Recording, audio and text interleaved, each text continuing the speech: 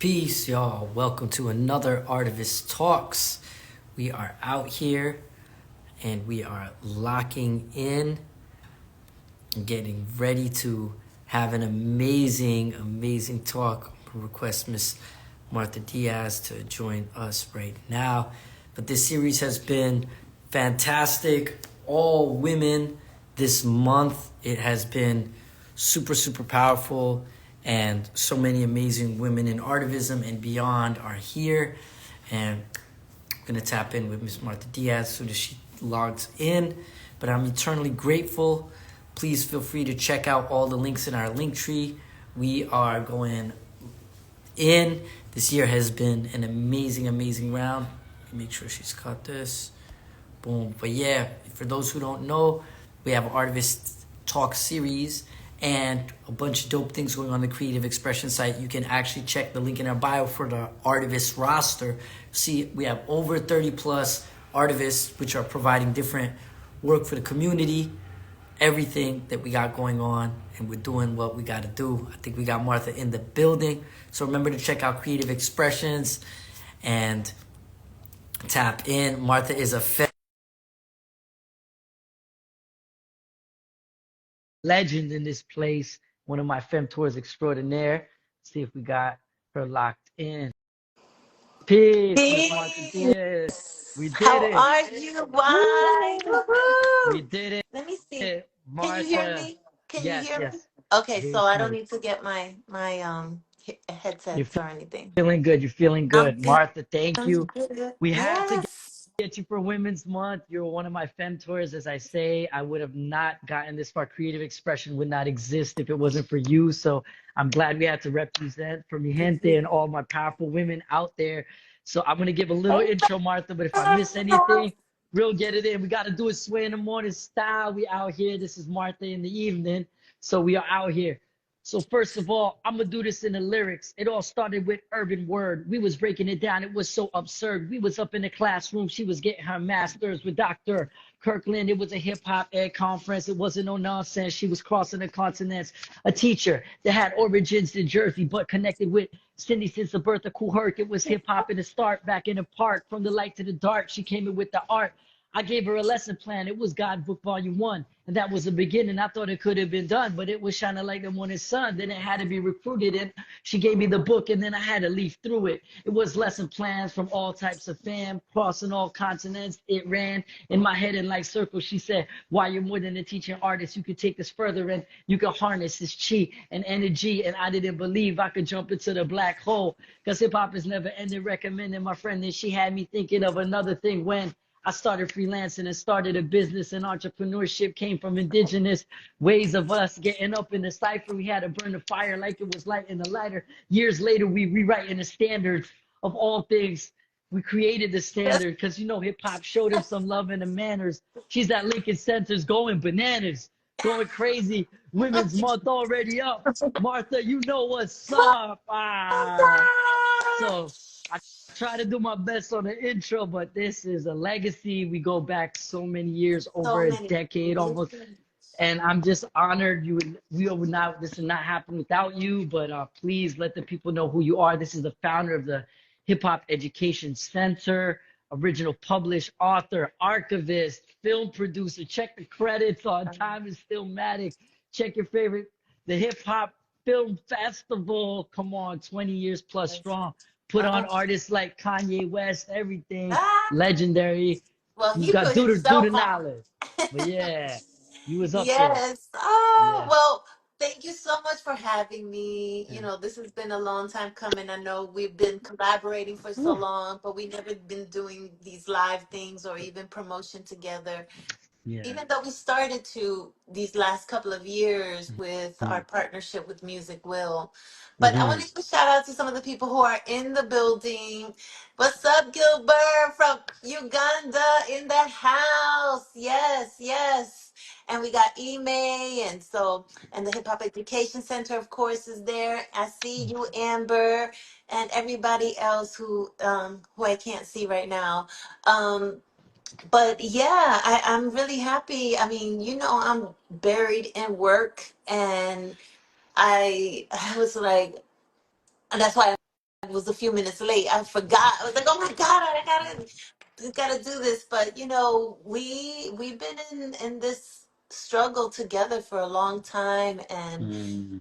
we've been about the work since day one, and you've Woo. had that spark. I saw you, Mm. before you saw yourself, Oh. I saw that you had this in you, and you've been Mm. blossoming beautifully, and I'm so Ah. proud of us. I'm so proud of us. Yeah. Yes. Well, Martha, you took it back to the cipher, and we always open these interviews with artivism. It's a hybrid word. I caught it when I was digging deep in that bell hooks, Black Panther, civil rights era of art and activism. Now, creative expressions, we understand that our activism now is activating our organism, using the art to bring ourselves so we pour into our own cup till we overflow into community, into that. But I want to ask you, Martha, what does artivism mean to you? And I know you do everything from archivism to archiving to different forms.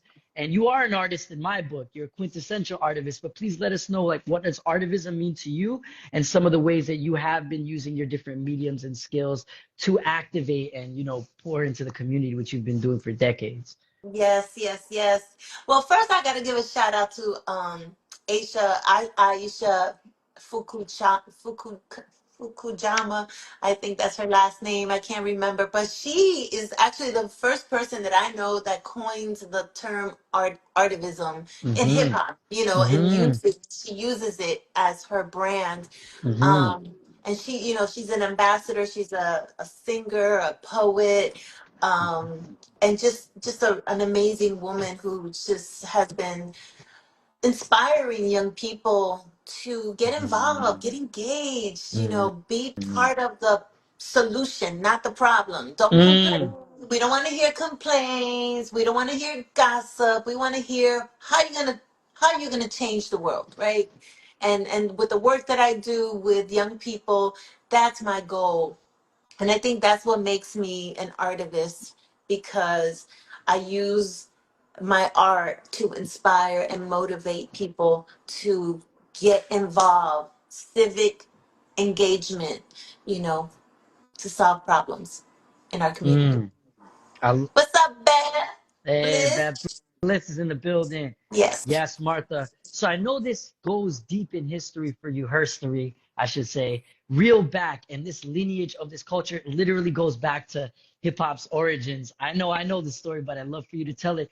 The origin of what got you into community-based work. I know you were a teacher at one point, then you continued your education, created your own degree in Gallatin with hip hop studies. You started the hip hop library. This goes, but can you take us a little bit down the journey of what got you into this community advocacy artivist work that you've been doing so long? You're OG in it by now. Yes. Well, I grew up in Paterson, New Jersey, and like many communities, urban communities around the country, we suffer from police brutality, and we are disenfranchised, and we're going through the same injustices that many communities of color go Mm-hmm. through. And just I've witnessed shootings. My friends have died. I've been traumatized Mm-hmm. by all of the um by the struggle. And so I wanted to do something about it. I'm a first generation Colombian-American, and I felt like I needed to give back to this country. For my mom and dad, this was their opportunity to get out of a country that did not provide the resources that they needed to succeed, or not it Mm-hmm. didn't provide. It had resources, but it was only for a certain class or a certain person. And my mother, being a little darker than my father, she definitely didn't have the same resources as he did. And as a matter of fact, Mm-hmm. men had more opportunities than women. And so they came here and they made the American dream happen, and they gave me the luxury of deciding to do whatever I wanted. And I chose to be an artivist and use my privilege Mm-hmm. to just change things up. And I think I started to be I wasn't really aware of even the term activism, Mm-hmm. until I would say, I would hear hip hop music, and KRS One and Public Enemy, and it Mm, would just, charge me up with like I need to do something, but I don't think I did anything special really until I got to college. And I mm, went to Fairleigh Dickinson University and I started the first Latina sorority mm, on campus. I started a Latinos and a Latino club in mm, on campus. I helped curate some hip hop mm, programming on campus.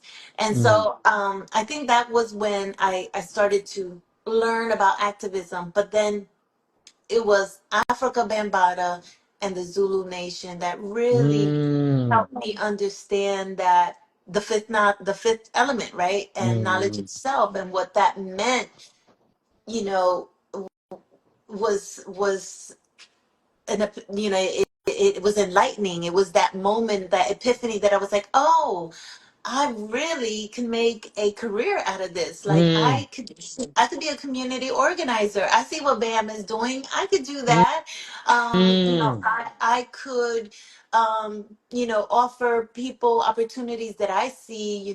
I was working at MTV, and I mhm, started at Yo MTV Raps, and there were opportunities to intern, mm, to mm, PA, and so I would give these opportunities to my people in the community. And it was just understanding that we could change the world a little step, one step at a time. You could um, learn about your community and also share the resources. And that's what BAM inspired in me. And actually, he did so much more. He taught me about everything, because when you would go to a Zulu Nation meeting, you would mhm, learn about Kemet, and you would learn about mm, healthier nutrition. And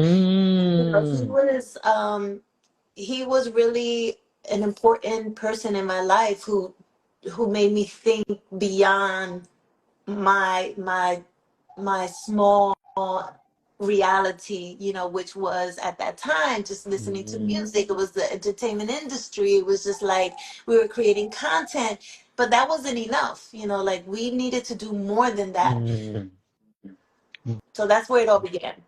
Wow, Martha, the legacy runs deep. And I know in your work, there's been film, archivism, and like the library. So your work is in a lot of credits. It's been held up in big institutions, but also documenting was so important. And you're also deeply involved with the Hip Hop Museum. You're one of the core members, right? So please tell us about how this archiving and film world all came together to inspire the community work, because it's a huge part of what you do that I think some people don't even know, and that goes Yeah. back deep too.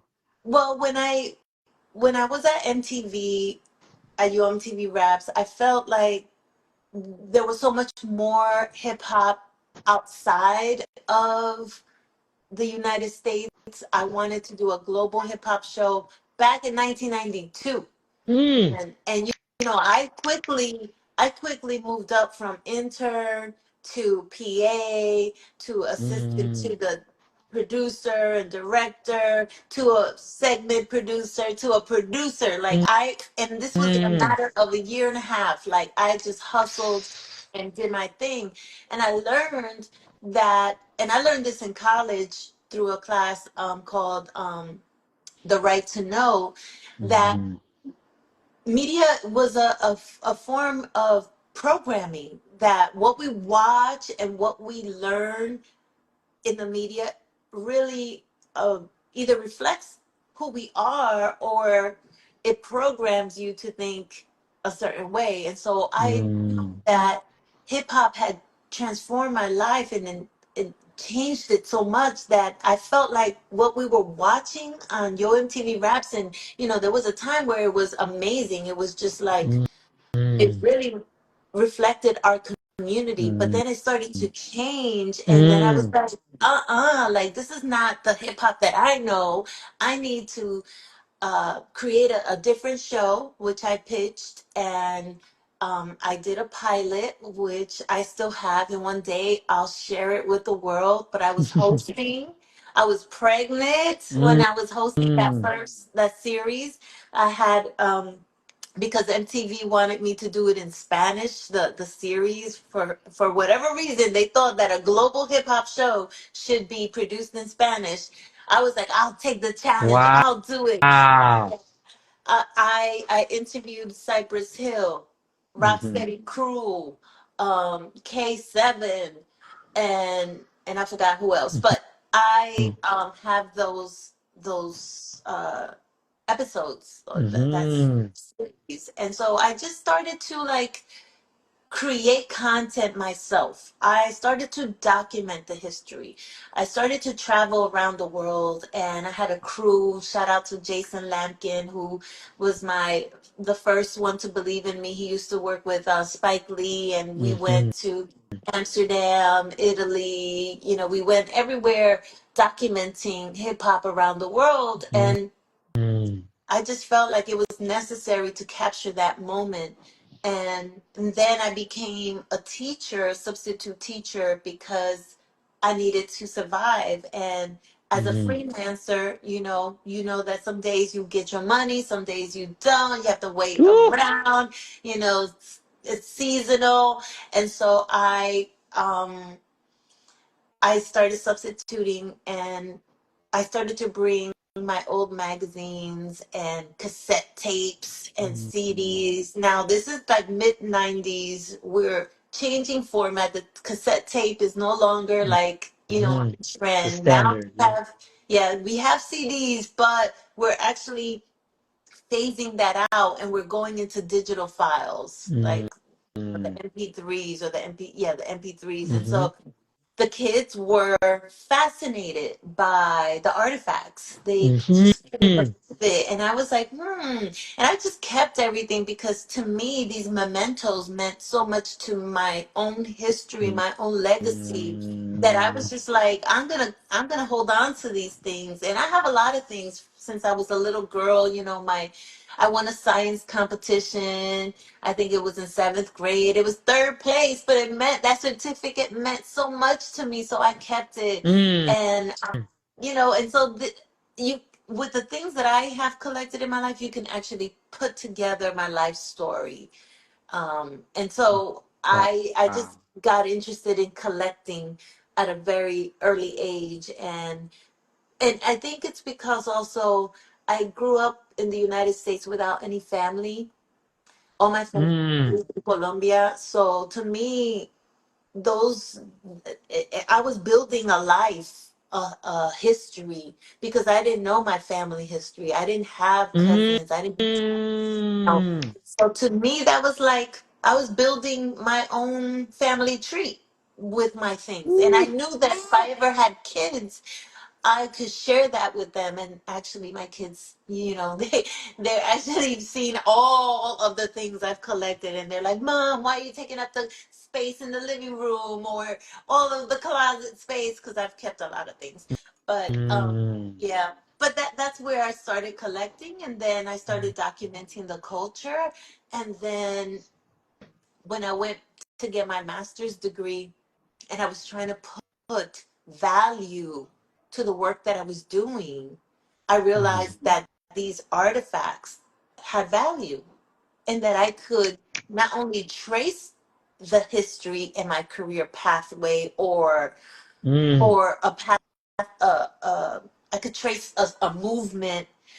These artifacts became very valuable, and I didn't realize how valuable they were until you start to map things out and make associations. For example, I held on to 440 films from my hip hop H2O film festival that I produced, the first hip hop film festival ever, Mm-hmm. right?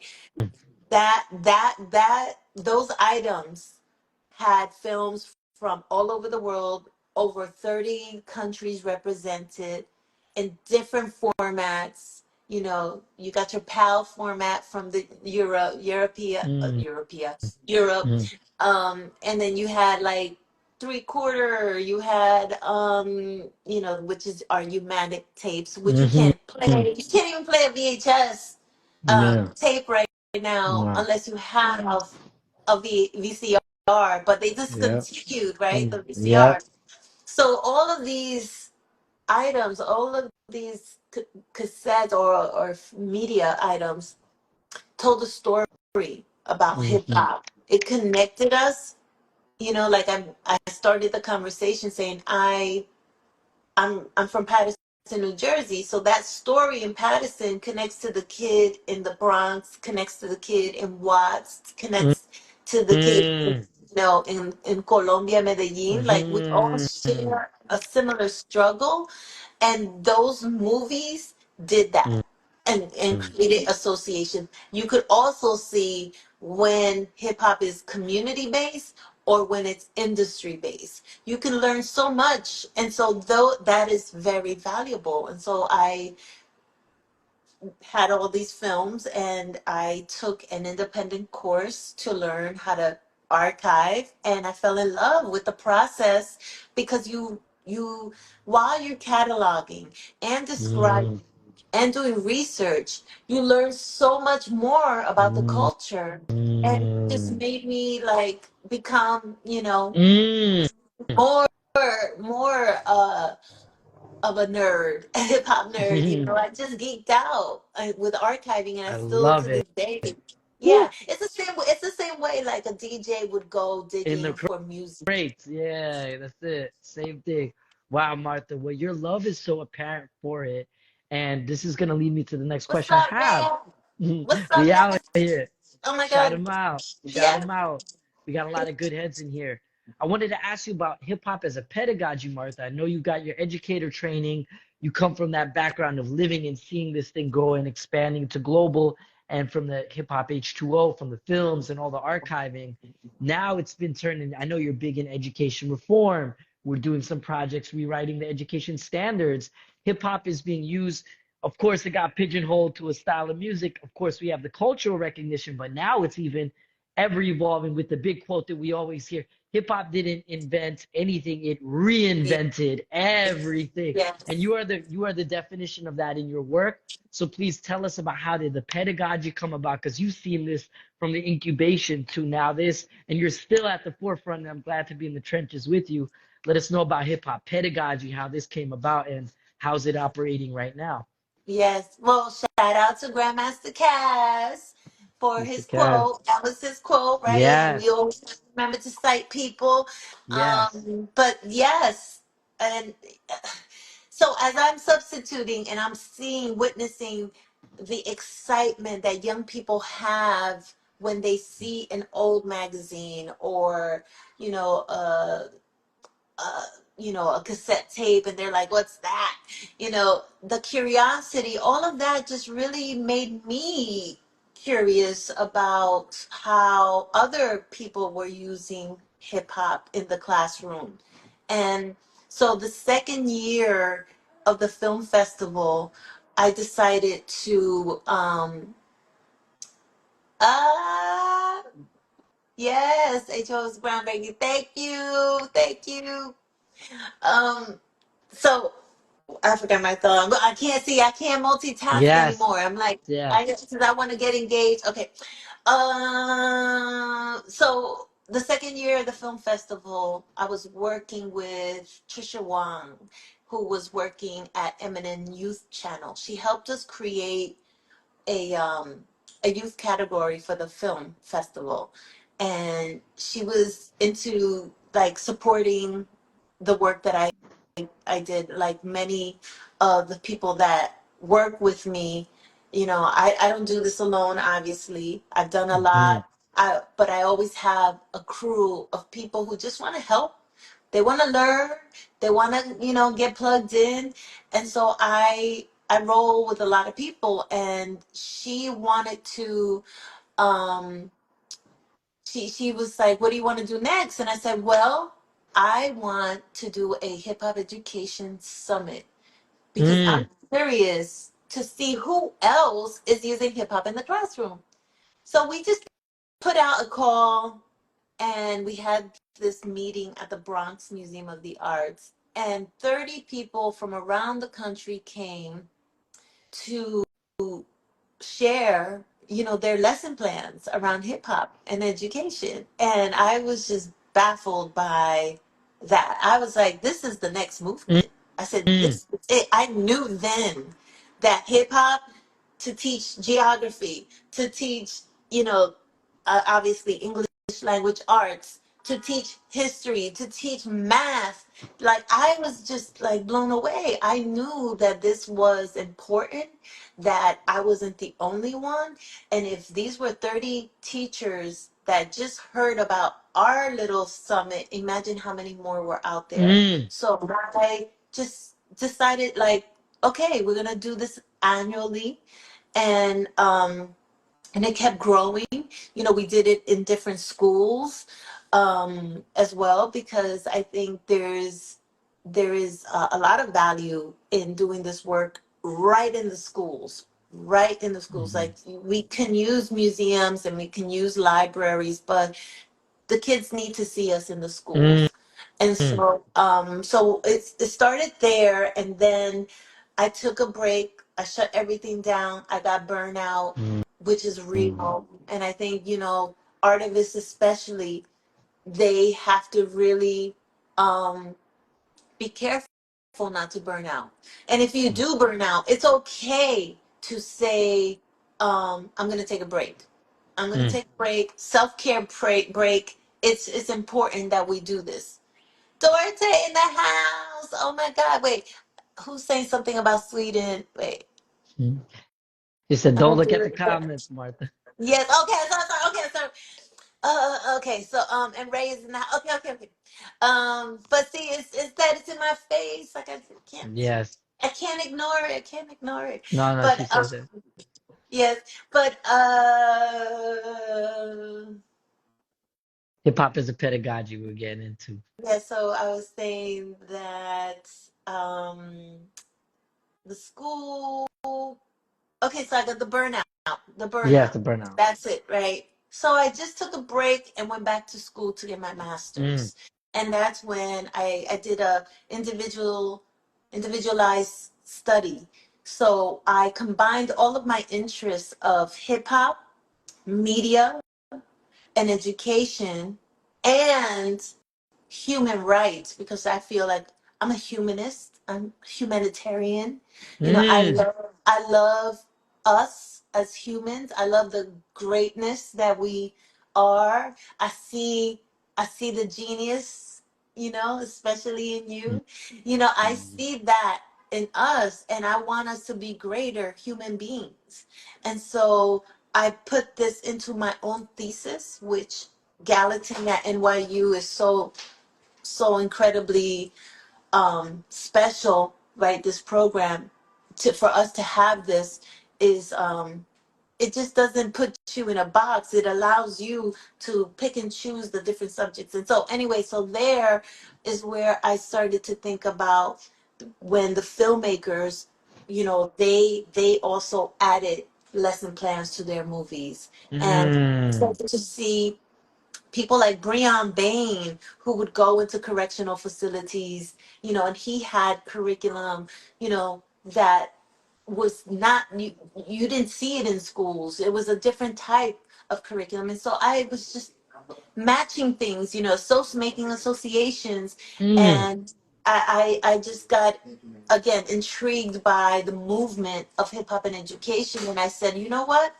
Oh, oh, well, really? Okay, so I said, you know what? We need to document this.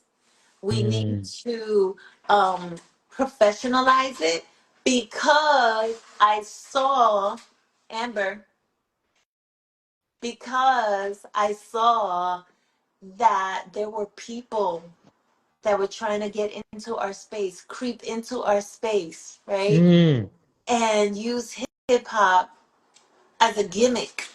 It wasn't, like, they mm, weren't from the culture. They were just like culture vultures. They were, coming in with like, oh, I know hip hop because I listen to hip hop. mm. They're not teaching the Not in history. it. Yeah. And Woo. I was like, you know what? No, no, no, no. That ain't gonna happen on my watch. We're not gonna cave in like the artists did with the music industry. We're not going to allow that exploitation. We are going to own this. We are going to make sure Mm. that we protect this side of hip hop, this element, the fifth element of hip hop, that we can always go back to that and get grounded, right? And so Woo. that's what Yeah. I took on as the mission, to make sure that we had some standards, right? Some guidelines, so that we could um remove those people who were trying to exploit us. Because if we have these standards, that means you got to do your work. You got to come in prepared. And at the same time, for those amazing hip hop artists who in their heart want to come and teach into the classroom, they also need to learn some child psychology, classroom Mm-hmm. management. So I saw that was also needed. So it was Balance. just my way of like professionalizing hip hop education, and that's what really made me launch the Hip Hop Education Center. Mm. Before that, I had the Hip Hop Association, and we had the film festival, and it was, yeah, it was more inspirational. And we definitely created spaces where we had discourse and showed how things could be, but I wanted to do more hands-on groundwork, and this is what allowed me to do it, the Hip Hop Education Center. Wow, Martha, that's such a real great origin story. And this is also Women's Month, as you know, and one of the reasons I had to interview you is you even spoke about it a little earlier, your mom being a darker skinned Latinx woman, and you coming up in, and you were early in this. This is before the words hip hop ed were even hashtags or buzzwords like they are now. Yep. And you fought, you are a real fighter. Big Leo energy up in here, you know Big what I mean? Leo Like, energy. yeah. And I've seen you literally fight not only for yourself, but for the artists, for people like myself who might not be like, a million followers, but we know the work. And you waved the flag for us, and you've been a trailblazer. I can say so much has come, but I know that didn't come easy. And please let us know about just your journey as a woman, because I know you're a mom, you doing all this, your career has been so pivotal in helping making other careers like my own. So, and you did it at the forefront. You're a real trailblazer in this. But please tell us about your experience as a woman just coming through this. And I know you got some amazing women's events coming up with Lincoln Center coming up and things. So please just break it down however you choose and however spirit calls. Thank you for your work. Oh, well, thank you. Thank you. Thank you. Thank you. I've actually been doing this work now for over 30 years, right? Mhm. And in a few weeks, couple of weeks, I'm going to have a major event at Lincoln Center. Mhm. And I've only been interviewed by a handful of people. Like, it never really matters to the media, like what Mhm. I do or some of my peers do. They always go to the celebrity, like the celebrities giving back, Mm. which we now know that's not true, especially with the Ooh. example of Diddy, right? Oh, Right. man. Yeah, boy. So we've always, women have been on the, in the shadows. We've Mm. been almost to the point of erasure. Like, I've seen people who have come into the hip hop education space where they never mentioned me. They never Mm. mentioned the work that we did, the groundwork that we did, that we laid the foundation for people like them to, to be able to work. But they don't do that. They don't do that. And so that's why I say cite women, cite Black people, we Mhm. have to cite each other, Mhm. right? And so I've seen it early on from my career, how women have been marginalized, and uh, there's a big misogyny, and now we know why. There's a Mhm. misogyny, and it's, you can't do enough. You can't, like, show all the work, because people just are always going to look the other way. But I said, you know what? I'm gonna still I'm gonna still promote our women. I'm gonna make sure that people know who Cindy Campbell is. I'm gonna make sure who for the millions of people who don't know all of the amazing women, I'm going to showcase them. And it's never been, it's never been easy. To be honest, it's never been Mm-hmm. easy. Even I mentioned Zulu Nation meetings. Even when I was at Zulu Nation meetings, there were some people trying to kick it to me, and I've been, spat at. I've been cursed out, called a bitch. I I've been sexually harassed a few times. Um, I've even been blackballed, because I speak up, because Ooh. I've do the work and make other people look like they're just abusing their power. Um, Mm. because it's what I could do with $5,000 and what other people could do with $5 million. There's a big gap, right? And I show that, the abuse of power. And Mm. so, yeah, Tara, what's up? Tara's in the house. Pia James is in the house. Oh my God, my peeps, my peeps. I never do Yes. this. I never do these lives, and so It's great, part of me is like, Martha. Nah, you need to. We need to hear these stories yes, and archive them. We're archiving you, and I got all the questions logged in, yes, so we got everybody's questions. So we'll yes. get But to but them. that, Yeah. but that's pretty much it. Like, Mm-hmm. it hasn't been easy, and why would I continue to be in this culture that doesn't treat me like a queen that I am, like we would say, Mm. it's because it doesn't matter. I don't do it for the culture. I do it for my community. And I know that hip hop is a tool, and we're tapping into a spirit. It doesn't Mm. belong to Woo. anybody. It really doesn't belong to anybody. It belongs to everybody. And yes, it took, you know, the black spirit to launch it so everyone could see it, but now it's everybody's, It's and we omnipresent. yes, it's omnipresent. And so I want to continue to inspire young people. I've seen people in refugee camps, and even I bet even in Gaza right now, which Mm-hmm. my heart is there, suffering. I can't even, but I don't even want to get started, but it hurts me so much to Mm-hmm. see, to witness this. But, you know, there is somebody rapping in Gaza right now. Yes, yes. And they're doing it to for the same reason the culture existed, to as a way to combat oppression. And so it has to be synonymous with that on an energetic level. Wow, Yeah. Martha, thank you for Yeah, going so there. so I know the power of hip hop. What's up, Evie? And it's powerful. Like what we're doing right now in the Bronx. Mm-hmm. We are the Hip Hop Education Center in partnership with Audio Pictures and the Thrive Collective. We are building a studio, a creative Mm-hmm. studio for young people. You've been there. You've been there. Yeah, yeah. Wait, you gotta come Sarasate. back. You gotta come It's back upgraded. because Yeah, yeah, yeah. we Luz got had a great combo and talked about it. Yeah, it's great. I heard she's yes, working with you guys. yes, we got Luz now working with us, It's and beautiful, Martha. Yeah, yeah, so what you, my God, it's really incredible how young people just you just give them the tools and they will they will do create. it. They will do it. Yes, they are building it themselves. This is the first studio in a probation center, and it's just, this is why we do the work. Wow, Martha.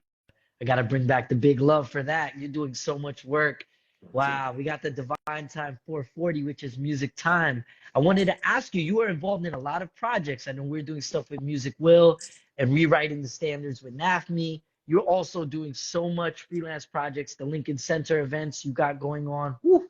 Let's know what's on the table. I know, Martha, you're a woman of many talents and a lot of work. So what projects are going down right now? What's coming up, and where do you see this going? Because it can't stop, won't Can't stop, right? stop, It's a, won't stop. Shout No. out to Jeff Chang. We out here. Yes, yes. Well, Cite the authors, cite the people. That's a great one. Quote yes, them. Thank you for we that have reminder, to. Martha. We Yeah. have to. We have to. Well, I want to give a shout out to the Hip Hop for Change, which is one of our partners. They are collaborating with us on a really important research project and speaker series connected to H2E2, which is hip. Oh, is that my tia Lulia? Oh my Yeah. God. Oh, all the way from Colombia. They're showing Yay. up. Oh my God. Amazing. Um, Hip hop education and equity is the initiative. It's a California based initiative in partnership with the Department of Education, and actually it's the Department of Education's Arts, Media, and Entertainment CTE division that created a grant Mm, for teachers to use to integrate hip hop into the classroom. So you can use, and at the first 2 years we were giving big grants like 30,000. Now we're giving like between 11 and $15,000. But there, you can buy books, you could buy resources, you could take kids on field trips, you could buy DJ equipment. Period. You can hire teaching artists. You can, get a consultant to develop a new curriculum. But this is a novice idea that I think is so groundbreaking that other states need to adopt. This is how we can really fund the mm, movement to uh, to to incorporate hip hop into the classroom. And so we have about 10 schools that have received the grants, and I would say even half of those schools, they've also received the J. Dilla mm. scholarship. Shout out to the Dilla So Scholarship. yes, and so it's just a really interesting initiative that just it's the model that we need for other states to adopt. And with Marlon, shout out to Unlearn, Marlon Richardson Hmm. over at Hip Hop for Bay Change. Area. Bay Area, Yes, yeah. Bay Area. Oh, what's up, yes? What's up, Eric? Okay. I'm just 80. What is it? ADHD. They love you. They love you. Yes. Um, so with this partnership, we are going to look at how the money is used, number one, right? Because we're giving them the liberty to spend it the way they want to. So we want to Mm, see how they're, spending it. We are looking at the impact it's making, mm, right, with the students. Ideally, we would love to do like a longitudinal study so mm, that we can follow these students, after they mm. graduate high school, so that, is that me? Yeah. So that they can graduate high school, and maybe we want to know, are they going into a trade school? Are they going to college? Are they just going on tour? What's Hmm. happening to them? Like, it's really important to see the trajectory, right? And then we are also seeing who are the industry Mm, partners, right? Because there's a lot of mm, people who, again, teach hip hop, but they're not really from the culture. They're culture vultures. We're not allowing that. But California has an incredible network of industry partners, nonprofit organizations like Hip Hop for Change, mhm, like Girls Make Beats, like Today's Future Sound, and I can go on and on. There's so many great Hip Hop Congress. Hip Hop Congress is actually a founding partner. It was Hip Hop Education Center, or Hip Hop Congress, Hip Hop Education Center, and the California Department of Ed, AME, CTE mm, division. And we also worked with Sebastian Elkeby, who is a teacher out of View Park High School in Los Angeles, who has an amazing course called Global I can't remember, but it's Global Hip Hop something something. And that's the foundational course that a lot of the teachers in this initiative are using to expand their programs. Now we have teachers that are teaching music production, theater, dance. So it runs the gamut, media, but we're integrating all of the elements of hip hop. But it's one of Wow. my most exciting initiative, I would say, aside from this partnership with Lincoln Center. I think having the platform, a cultural platform like Lincoln Center speaks volumes. It not that we need the validation because the streets, have given Hmm. it. That's what really mattered. But it really amplifies the work, right? To people that would normally not have access to our programming. It also gives us visibility for the work that, because we don't do this alone. Like, it's a network. It's a Hmm. community of artists that come together. And when I call them, they come through. Sometimes I have money, sometimes I don't. Hmm. But they understand that what we're doing here is It's bigger. building right. We're building the infrastructure, for us, by us. Martha, that is amazing. And that's going to lead me right to my next question because you are pivotal in bringing hip hop into spaces that it was not found in. And not only bringing it in, but bringing it in with the funk. Like I was able to go to the RZA event with you for the screening of the Wu-Tang joint, the Wu-Tang Woody Experience. And how has it been? Because I know you've been on other sides of the fences, knowing how this has a grassroots community culture, but maintaining that authenticity that isn't the culture vulture because you're a big part of the hip hop 50th anniversary events. You're doing so much work, but how do you dodge the culture vulture energy? How are you able to back off the vultures and wave the true flag of the culture and bring it into these spaces with that authentic hip hop feel? We had the mayor getting shots taken at him energetically and hip hop wise at the last joint, but it was real because we get to call it out, right? And we're having hard to have conversations, and we're talking about the discrimination, the isms and everything. And I know you're a big part of bringing this to the table in these spaces, especially what you got coming up. But let us know what's been behind the curtain of hip hop now evolving and maturing into these different spaces and still maintaining its authenticity while evolving. Yes. Well, we have to keep it real, right? Like, nobody's putting a gun to our heads and saying, you have to work with this person or this organization. We're making choices. We're being Mm, strategic here, right?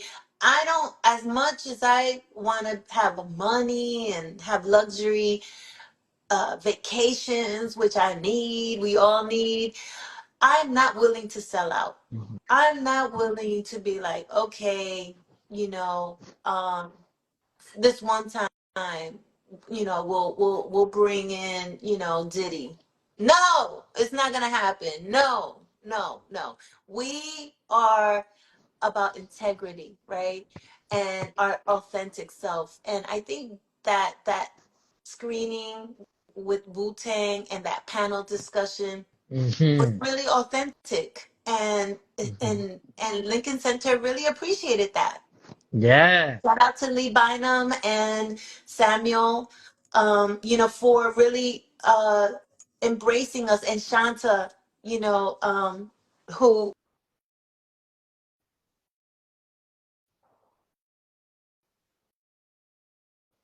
Back. was the platform to do this. But it was really, it's really just creating boundaries, right? And really saying, Mhm, like, no, this is what I want and this is what I expect.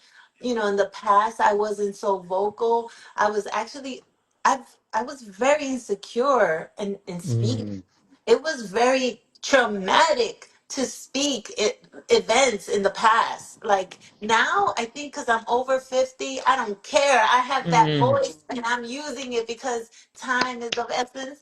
And I feel really confident of, I put in 30 years. mm-hmm. I if The you don't work see my intentions speaks. now, yeah, then and it's that what is it that that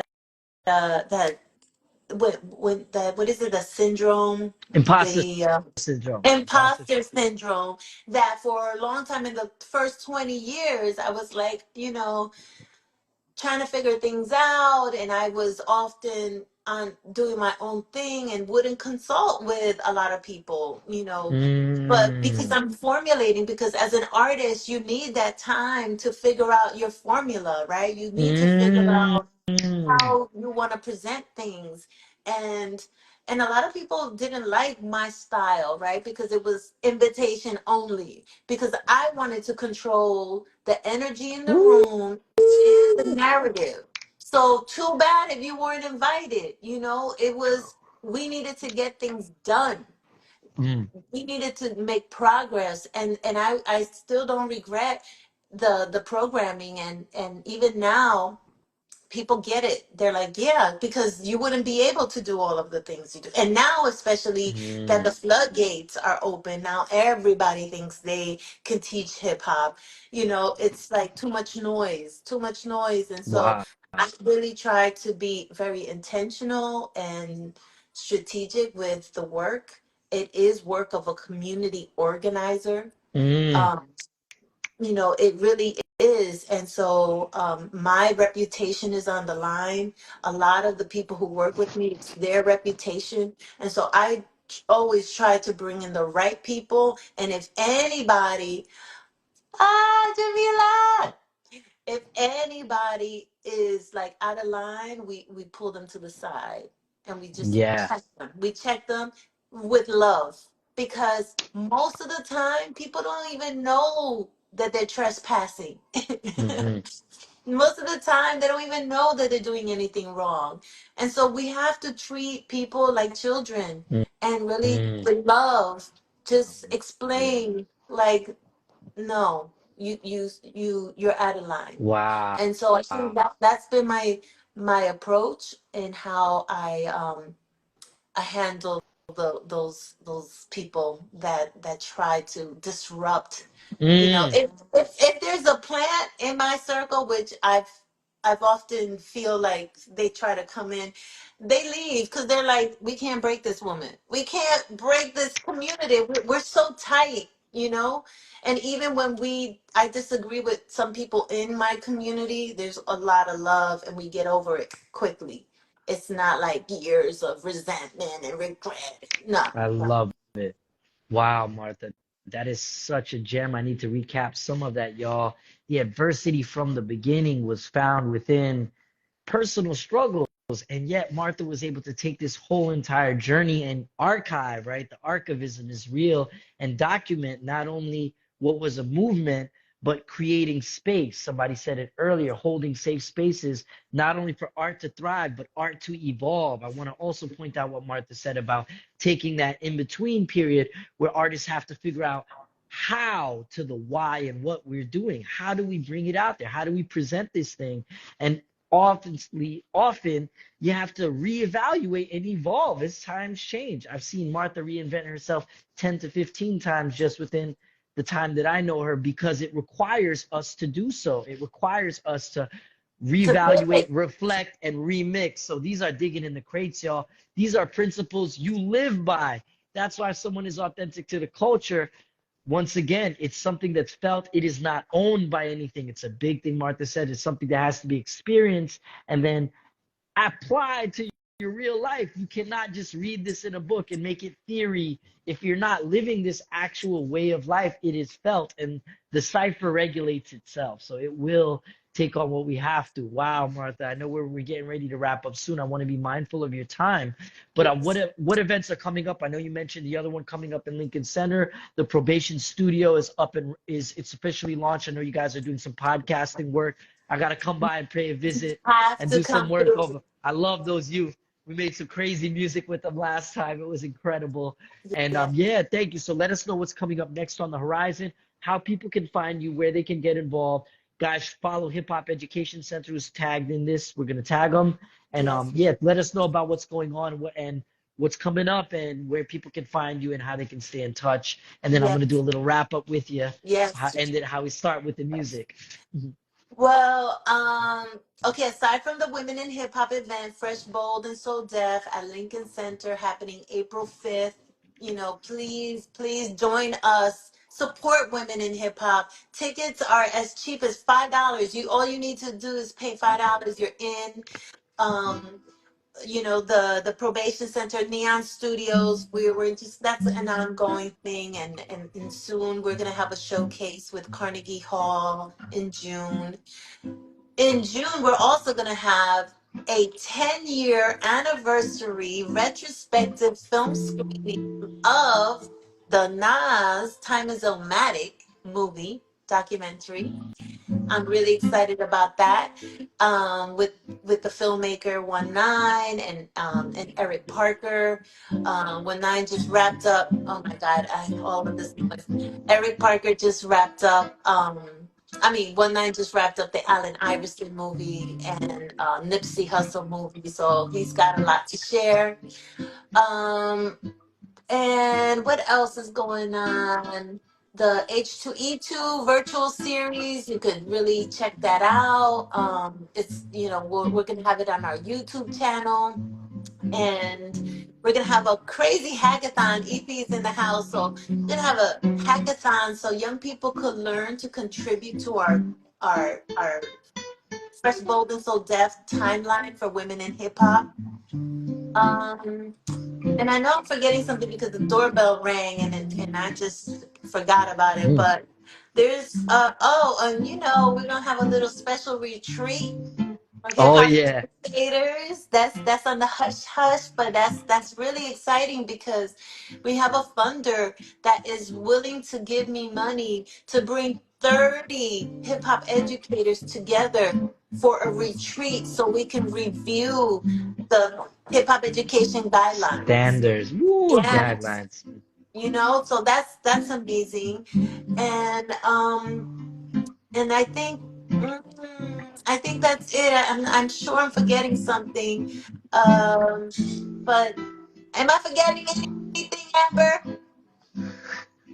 Let it be known. Let it be known. Um, And guys, make sure I to check out the hiphopeducationcenter.org. A lot of the work is up there.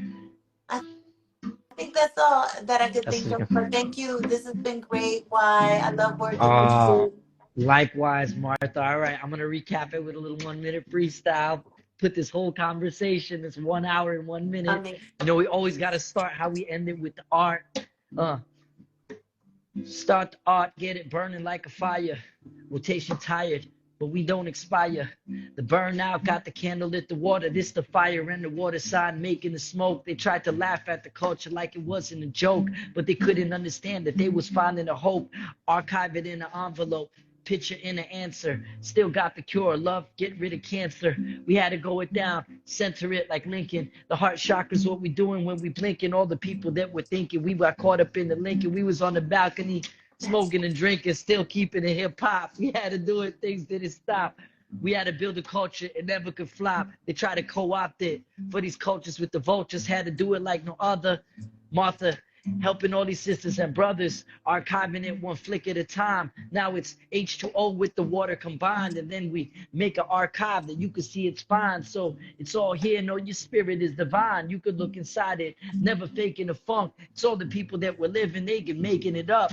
And it's all the things we did from my imagination, hesitation, situations got us through the highs and lows like attics and basements. Put our name inside the pavement so it lasts forever. Don't carve it in the tree. We got to bear this fruit together. So whether the weather's cold enough that you got to get the sweater, I will put it with this Leo woman together. We was making curriculums in back of the rooms, and then we still tripping like psilocybin and shrooms. So we evolved the culture from the ancient to the now, still figuring out this why to the how. I have to say, Martha, thank you for this education.